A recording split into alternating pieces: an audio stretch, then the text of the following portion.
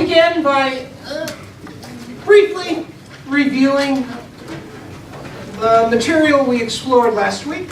And then, as I said at the conclusion of our session last week, I'd like to look more carefully at a particular text that I think might exemplify aspects of what we began to examine. I started by saying that the book of Isaiah is a good example of why we have to be cautious about not confusing conventional expectations of what a book entails today with what those things we call biblical books are about. That its bookiness is in some ways misleading. That it doesn't seem to conform, this book of Isaiah, with commonly held modern expectations about proper structure or development of themes, or even, as I said last time, what we might expect of a book in terms of coherence. I shared with you a passage in our first session from Yechezkel Kaufman about the jagged, uneven, strangely juxtaposed nature of prophetic books generally, and Isaiah in particular. It looks like somebody had a deck of cards, threw them down the stairs, and just put them back together again as they came up. And that's characteristic of the classical biblical prophets more generally. Kaufman suggests that not only is that characteristic of them literarily, but suggests a certain authenticity. That momentary, inspirational characteristic in the book, this and then this and then this, oddly juxtaposed, in fact is an artifact of its authenticity. That if we were looking at a book called a book of prophecy that looked more like what we might expect of books today, there's a beginning, there's a development, there's a plot line, there's a middle, there's an end, we'd say somebody had done some work on this thing, and whatever was immediately inspirational and truly an expression of someone overwhelmed by the need to speak a word in a particular context to a particular people, it would be lost by that kind of polishing of text. This is a comparable passage from a book called Poetry with a Purpose by Harold Fish, Biblical Poetics and Interpretation. He says, similarly, it sometimes seems that a true understanding of biblical poetics must do justice to this element of incoherence as a feature of what we have termed, and then he uses the expression, covenantal discourse.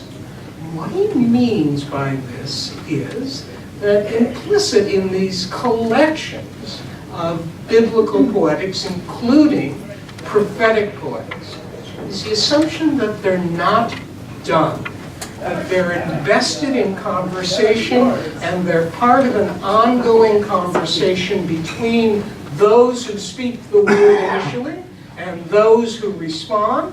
There is an implicit dialogue going on in the text, and much of that jaggedness comes from the pause for the answer that only emerges from the community who listens.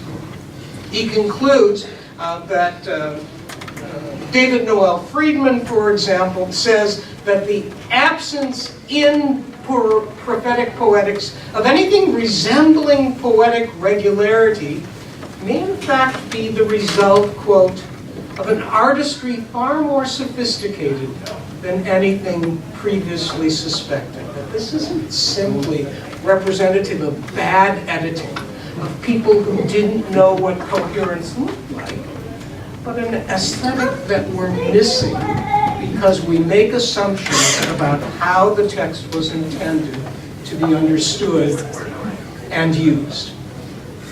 That was our basic observation last time as a premise for looking at the book of Isaiah. The book of Isaiah, which, as we said, is notoriously, clearly the product not only of different moments and of different voices, but very, very obviously of different historical periods. Roughly the first 33 chapters of Isaiah come from a very different place, a couple of hundred years earlier than much of what follows at the end of the book.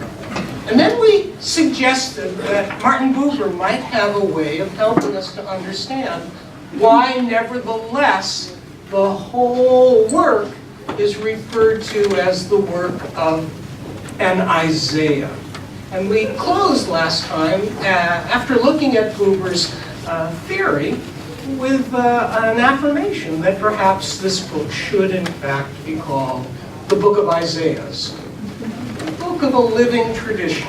You remember very, very briefly that Buber pointed our attention to the fact that there is a peculiar usage in Isaiah of this term, limud. Buber pointed out, though it appears in Jeremiah as an adjective, meaning learned, it only appears in Isaiah as a noun, referring to learners.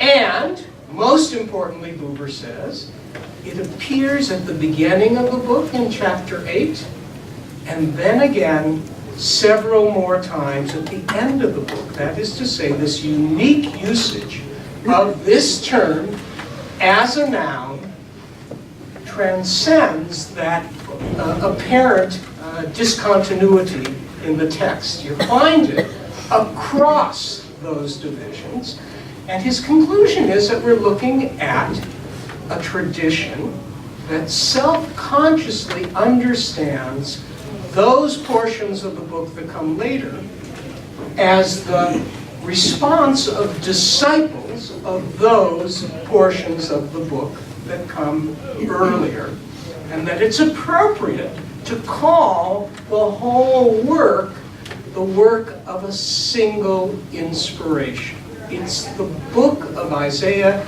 to the extent, as the earlier Isaiah says, I bind up my teaching, I seal it, and I fold it, I roll it up in my limudim, in my disciples. And a couple of hundred years later, you find someone saying, and my age is the age to unroll this scroll, unseal it, and pursue it here and now. And that's what living traditions are like. I said, to the extent that you and I are people of biblical faith, it's implicit in the fact that we're here this morning. That, of course, ultimately, is what we're listening to. That folded up and sealed message that we would claim our discipleship through. That in listening carefully to biblical text, we're looking for those moments in which we hear our calling, unfold the text, and work to realize it in our times. And I said, sometimes it's modest, sometimes it's anonymous, and then every once in a while you see it happen in public, and you say, that's what a living tradition is like. And my example, of course, was the degree to which you and I think today of the ways in which, when Martin Luther King quoted Scripture, he had the feeling this was an Isaiah moment, a piece of text folded and sealed in a distant time, and a person who could say, I unfold it in this time because this is its moment. Well, that's where we began. And this morning, I'd like to look at one of those earlier Isaiah texts as an example of what, in particular, might have been the nature of this living tradition that's handed down over a couple centuries and unfolded in what is commonly referred to as those portions, those latter portions of the book of Isaiah, known as Second Isaiah. Any questions before I go on? Any questions? Questions or comments? Please, please. You've talked in the past about how so much of this was an oral tradition. Yes. And so I can imagine when you're doing it orally, I mean, this is huge. You do little pieces, and it's like picking up cards and without an order. I mean, if it wasn't written down, so it'd be very interesting to know when did people start writing it down and start to actually put it into an order, and then you have this conflict between the strictly oral and then that whole thing. You're absolutely right. Thank you so much. And as I was saying to Dwight just a few minutes ago before we began, if we were anthropologists, we might say what we're actually looking at to some degree is evidence of a society which for an extended period remained somewhat anxious and concerned about the end of its oral nature, and that the written text posed certain challenges that they were acutely aware of and understood that the primary form of transition remained oral. That books, as it were reminders. They were records, but they weren't the primary document. The primary document is rolled up and sealed in the student. That's why, thank God, we still have classes. That's what teaching is about, right? The primary document is in the person, and that's what we're observing to some extent in this ostensibly inconsistent text. It's also what Fish has in mind by talking about a covenantal nature to this literary history. And what some of us are suspicious of online learning with all the rage. Well, I think that's true, or all the various forms of mediated engagement that seem to shortcut and maybe do injustice to this necessary immediacy of communication that only living face-to-face tradition can accomplish. Yes, please. With this unwinding, Yes. would this have something to do with each Shabbat service as the Torah is Unrolled? I think the metaphor comes from the fact that we're talking about rolled documents. Okay. I'm not so sure that I would understand it yet in those particular terms. Let me say, although I do want to get to this particular text this morning, one of the best examples of a comparable development in another society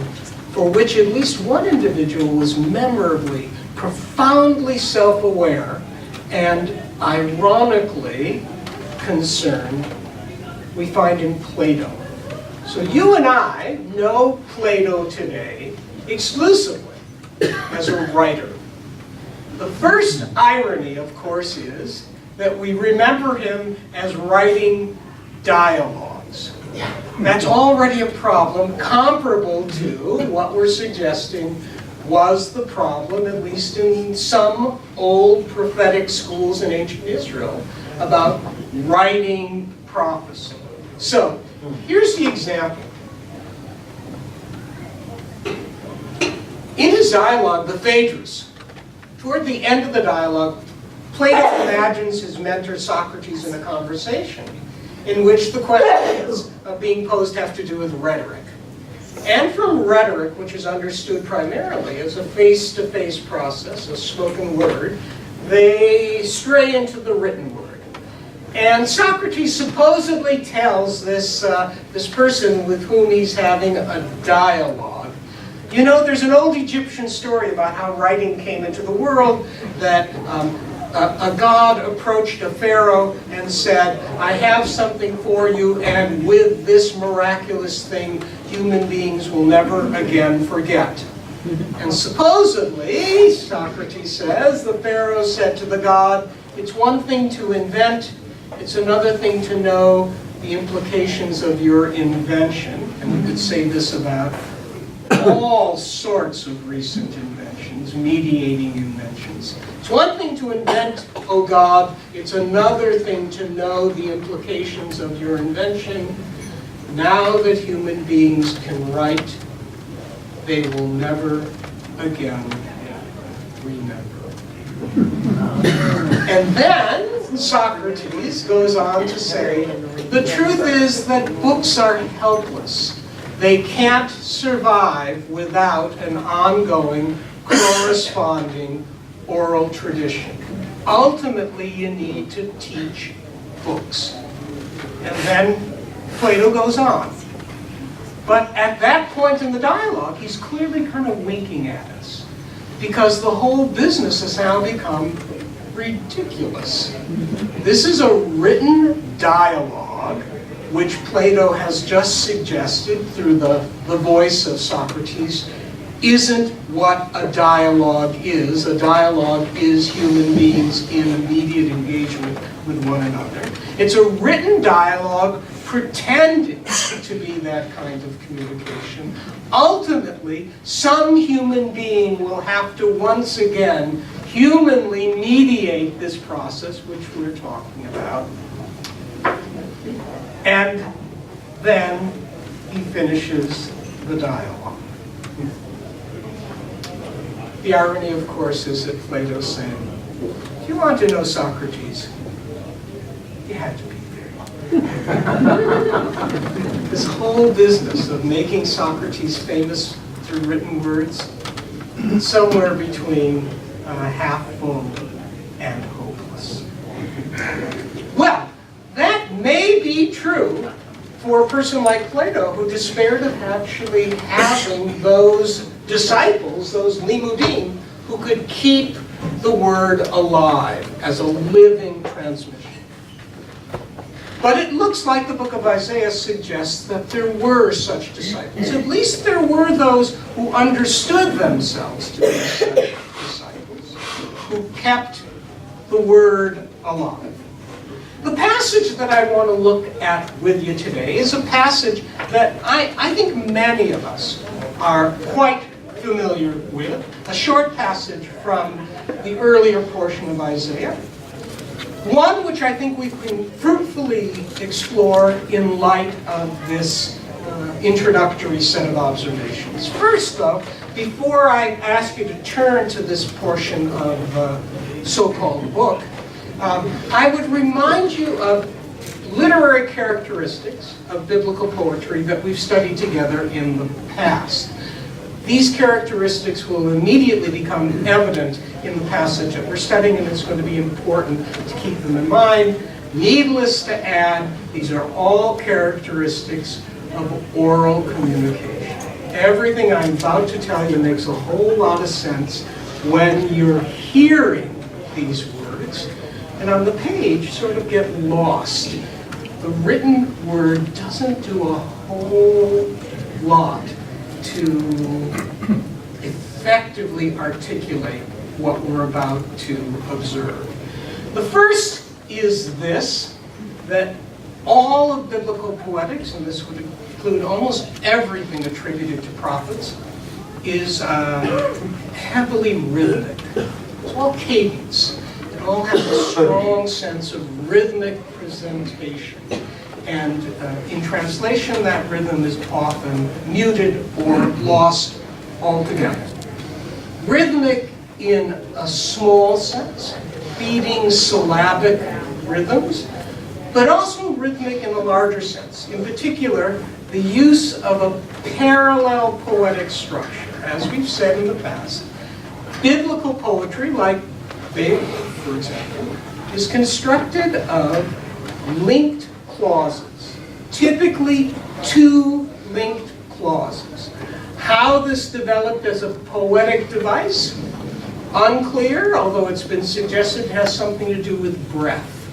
That ancient bards would say a line, take a breath, and then backstitch the line a bit before proceeding. As I said, you find it in Hebrew Bible, in ancient Semitic poetry, and you find it elsewhere here and there. So, when you're reading a poetic passage in the Hebrew Bible, you're almost always reading passages that work like this.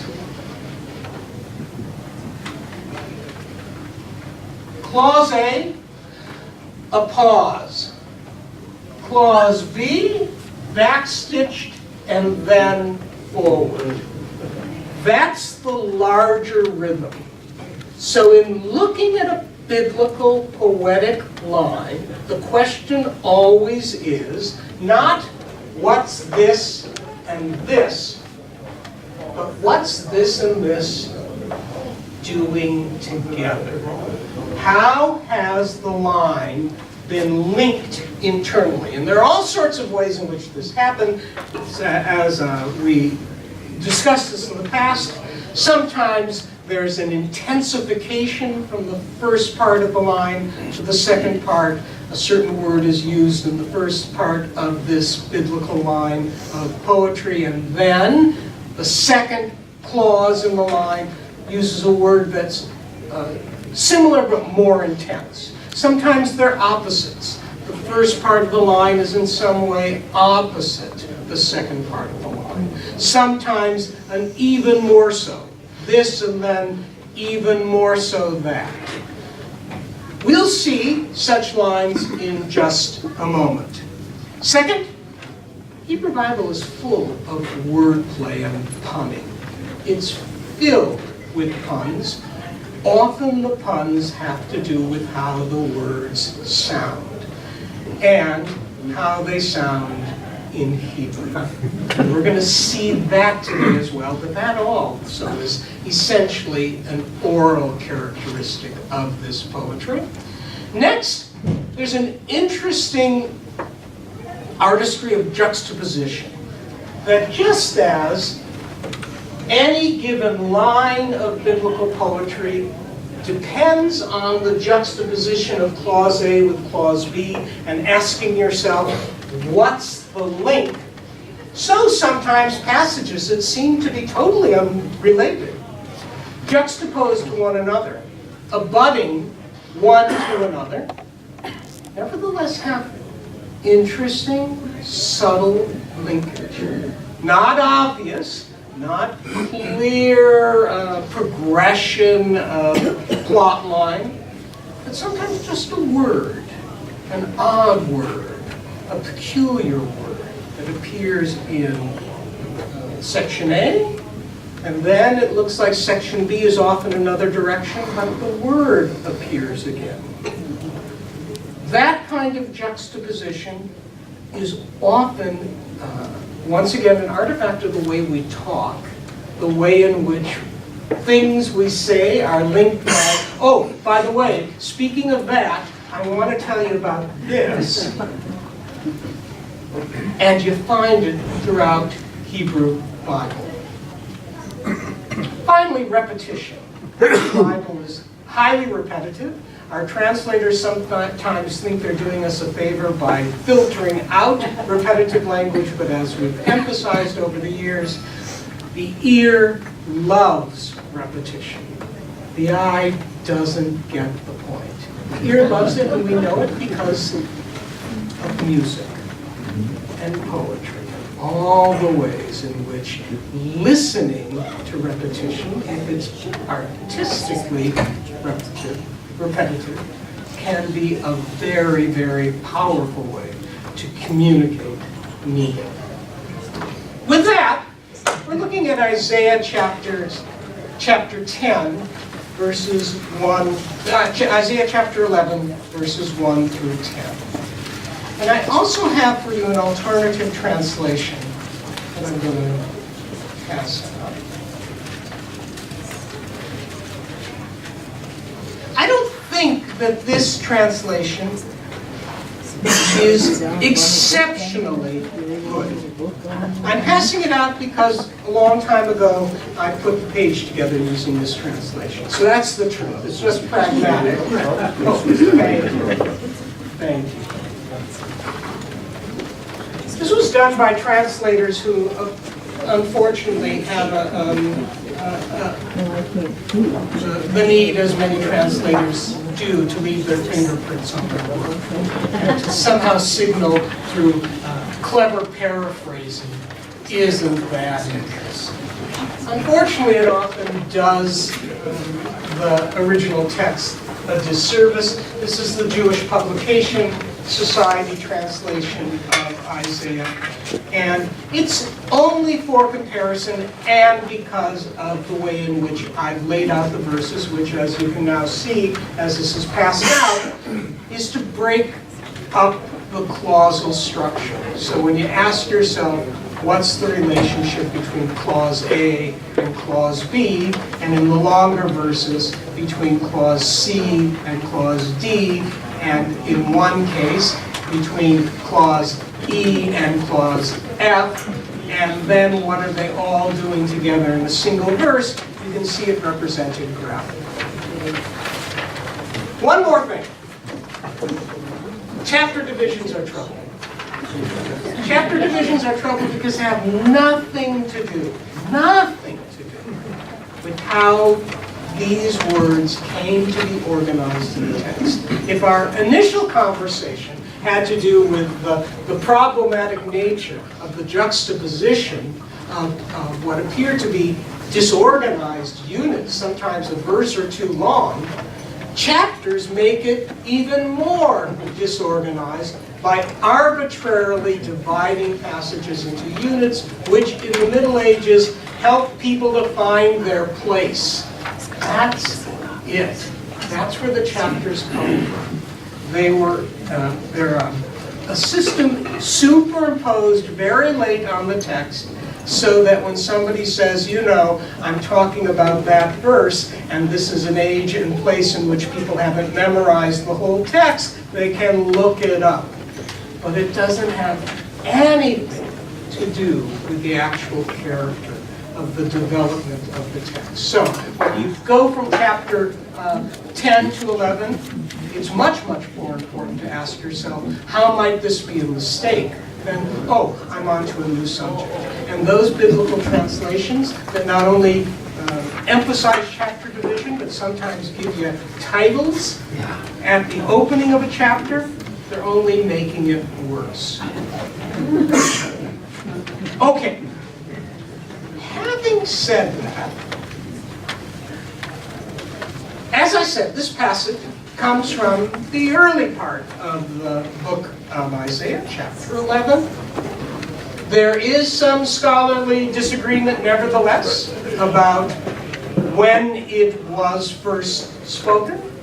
There are some scholars who defend the notion that it, in fact, is part of the earliest layers of the text.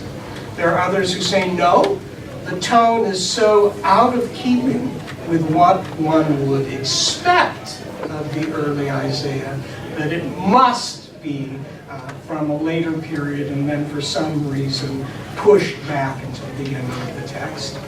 Our purpose this morning is more or less to say, how do we demonstrate that doesn't matter? Here's what I mean. If Buber's right, a text like this might be spoken at the beginning or the end of the tradition and articulate at either point the nature of what was consistent about that tradition. And with that, let me suggest one possibility for how that could be solved.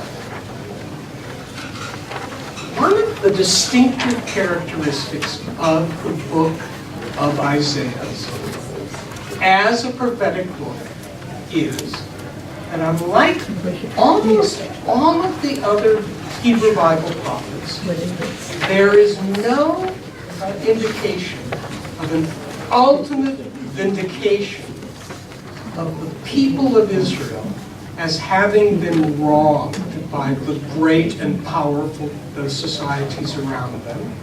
Having been wronged, God will someday push it back in those empires' faces, and they will suffer the vindictive consequences of their injustice to Israel. It's a common feature of many of the Hebrew Bible prophets. It's understandable. it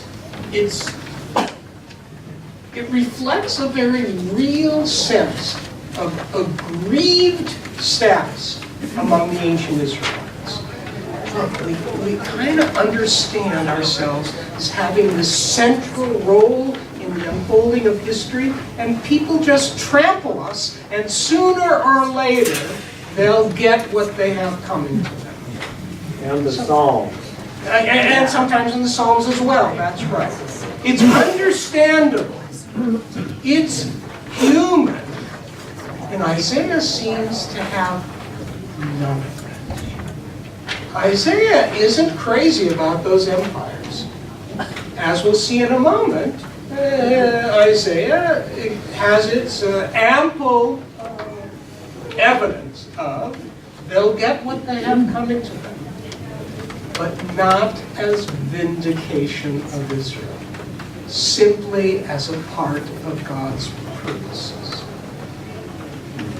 It's been suggested that peculiar characteristic of Isaiah, a lack of vindictive revenge, is linked to what becomes characteristic of the most beloved passages in Isaiah, which is a vision of God's ultimate presence in the world in ways which are unimaginably Edenic.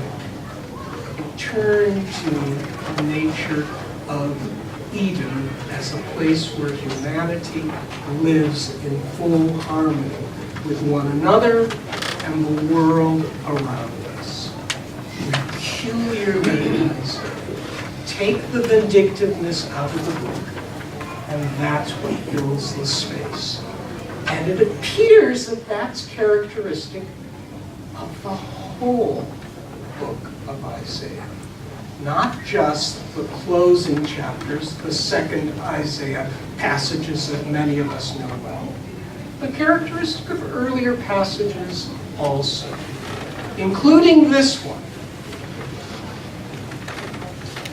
I've given you the verses at the end of the preceding passage because the juxtaposition is meaningful. O Mount of fair Zion, O hill of Jerusalem, lo, the sovereign Lord of hosts will hew off the tree crowns with an axe.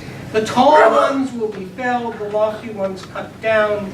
The thickets of the forest shall be hacked away with iron, and the Lebanon trees will fall in their majesty. A prediction of this leveling of societies, of an end to the imperial impositions that were characteristic of it. Not vindication of Israel, simply a movement forward in history. And then this. A shoot shall grow out of the stump of Jesse. A twig shall sprout from his stalk.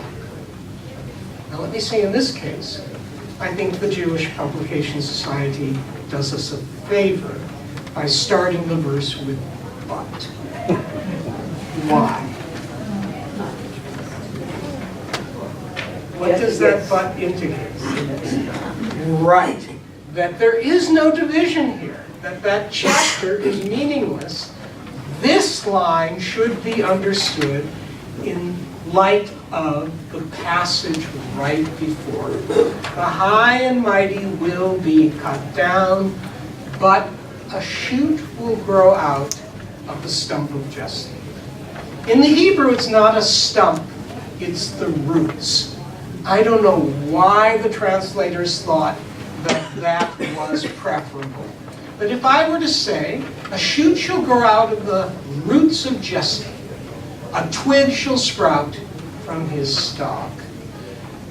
You have on the one hand the juxtaposition of these two passages, that the process of this grand historical leveling, we're cutting the high and mighty down, and the growth of something new, that juxtaposition, both in terms of things that grow from the ground, is a fertile, if you'll excuse the mixed metaphor, a fertile example of what juxtaposition of apparently disparate passages might be about. The connection is the ongoing earth-growing metaphor. The big trees cut down, the little sprouts grow. But let me ask you, very quickly, to tell me about that first verse then, which I said actually is constructed of 6 clauses. Not the typical 2, not the somewhat common 4, but an elongated verse of 6. A shoot shall grow out of the stump of Jesse, a twig shall sprout from his stalk. The Spirit of the Lord will alight upon him, a spirit of wisdom and insight, a spirit of counsel and valor, a spirit of devotion and reverence for the Lord. I think you can sense, even in the English, cadence. I think you can also see that when you divide up the clauses in the way that I have, there seems to be evident linkage. Would anyone like to suggest any of those parallel clauses, the A, B, C, D, or E, F clauses, and what's going on between them? I'm going to say, besides just a whole bunch of Bible talk, there's some kind of progression, some kind of linkage between the clause on the left and the clause on the right that says more than either of the clauses say separate.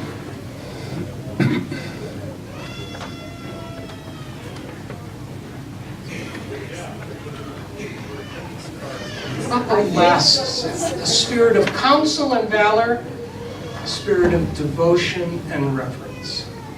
Kind of hint at it even in my voice. It's very hard to read it without giving the hint.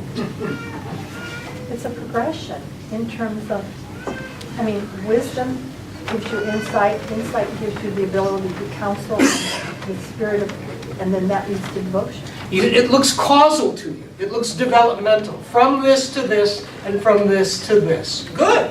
Anybody, thank you. Anybody see any other implicit relationship between the clauses that doesn't necessarily contradict that? In the first clause, Yes. The stump of Jesse or the root of Jesse, Yes. to me that implies from the previous passage that Jesse is cut down too. It seems to suggest that this couldn't happen if this leveling wasn't occurring among the Israelites as well, right? They wouldn't have stumps. They wouldn't have new sprouts growing if that weren't the case. That's wonderful. And that has to do with the juxtaposition. Yes. High and mighty is not, does not refer exclusively to other folks. It refers to high and mighty, ours and theirs. I would just like to suggest in that last clause a spirit of counsel and valor, a spirit of devotion and reverence. Counsel and valor kind of sounds externally oriented, doesn't it? Devotion and reverence, internal traits and qualities. Let me tell you just a word more about the next clause. Verse 3. He'll sense the truth by his reverence for God. He will not judge by his eyes, nor by what his ears perceive. Here the translators have really done us a disservice. Let me tell you that the Hebrew, at the beginning of verse 3 is, he'll sniff out the truth. Apparently they thought it was crude, gross. Nose references are not welcome. But now that I tell you that that's what it actually says in the Hebrew, he'll sniff out the truth by his reverence. What do all of those 3 clauses that come up short, abrupt, there's no final balancing clause, what do the 3 clauses have in common? All senses. All senses. They're all sense perception. Nose and throat. Right, exactly. Nose, smelling, seeing, and hearing. What's the preferred sense?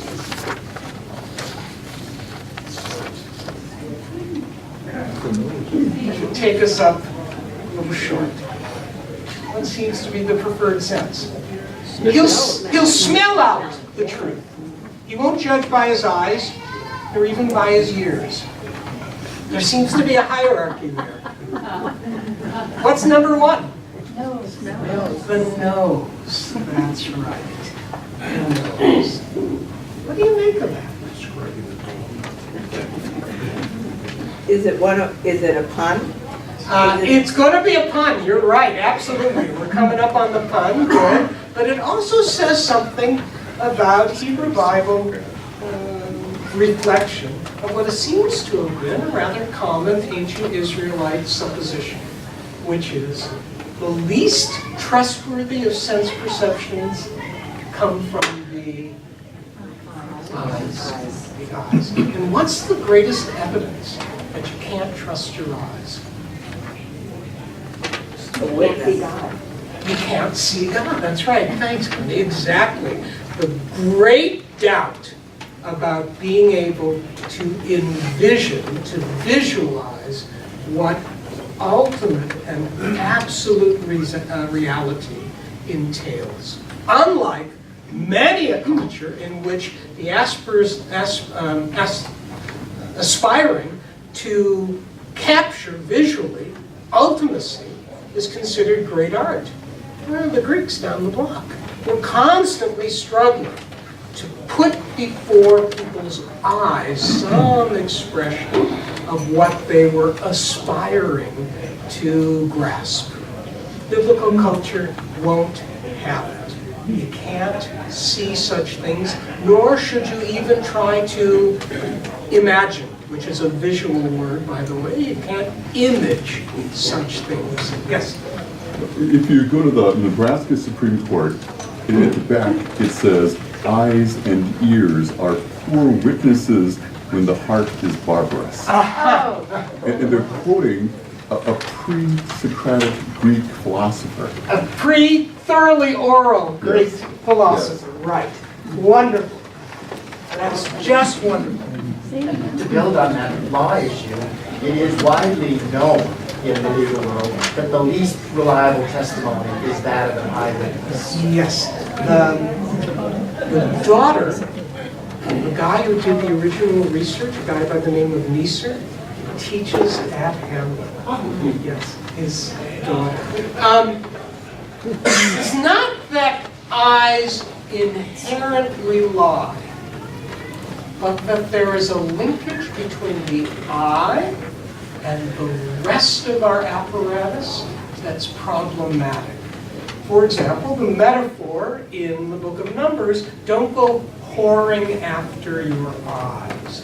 There was a supposition that there's something about seeing that tends to mislead. Now, Aristotle might give us some insight in this regard, because Aristotle puts sight at the very top of his hierarchy of ways in which we perceive. And he says it's because you don't have to enter into relationship.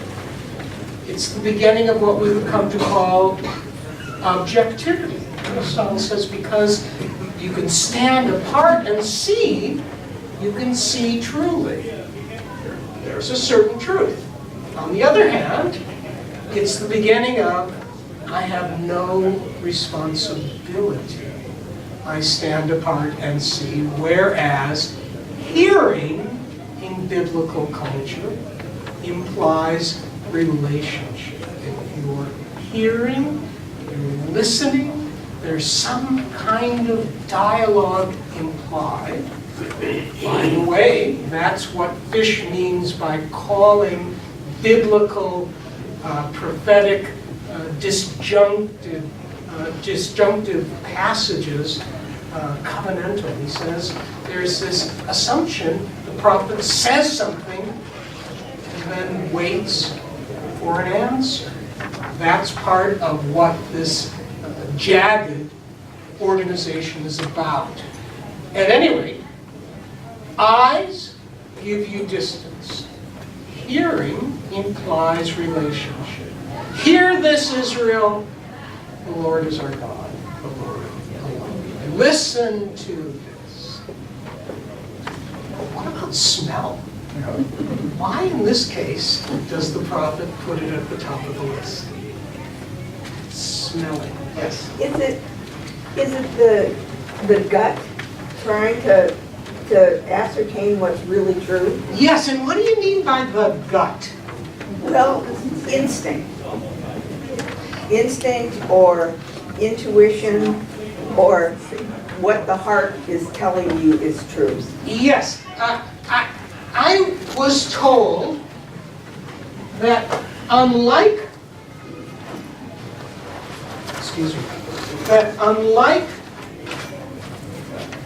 ears and eyes that are connected to the brain by neural corridors, the nose connects directly.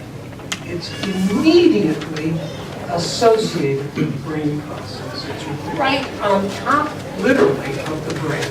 And there's something about smelling that we might describe as a precognition, or from the gut, or intuitive. Before you can think your way out of it, it's already made its impression.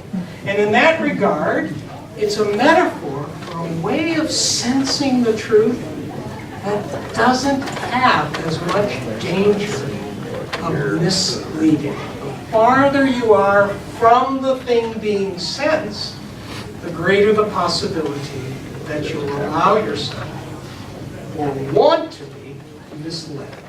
The metaphor is that this kind of new government will be intuitively just.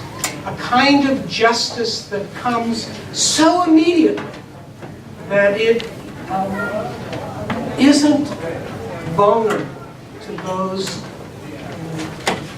disruptive effects that hearing and seeing might suffer. Yes?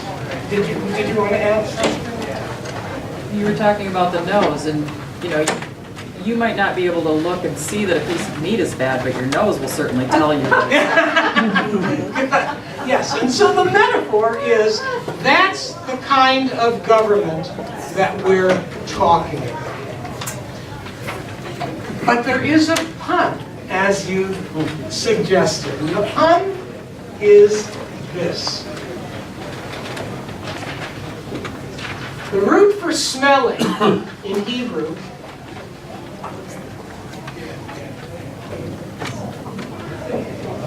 or smell is reach.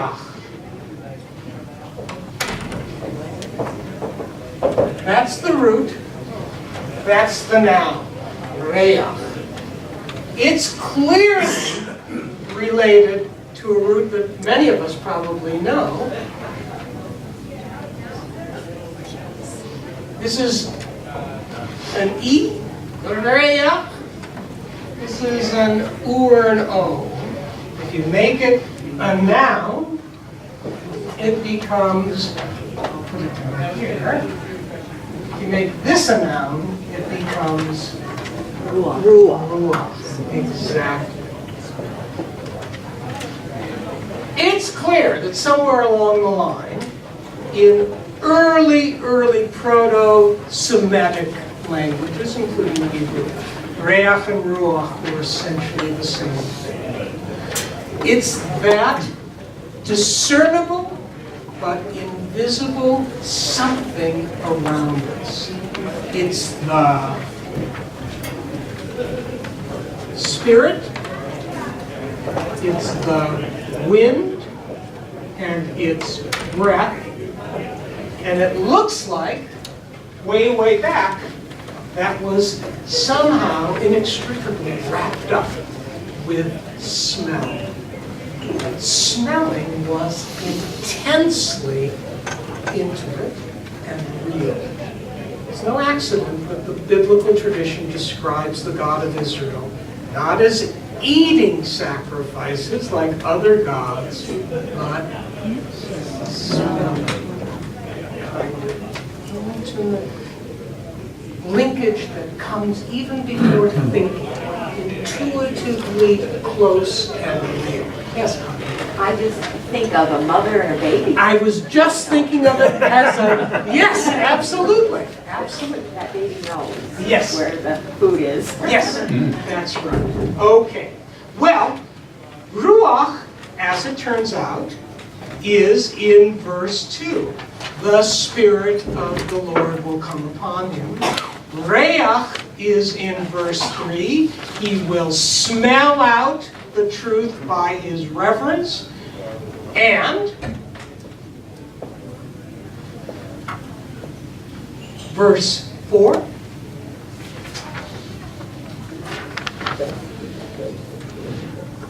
He'll strike the wicked with breath. That's ruach as well. So the pun wraps around those verses.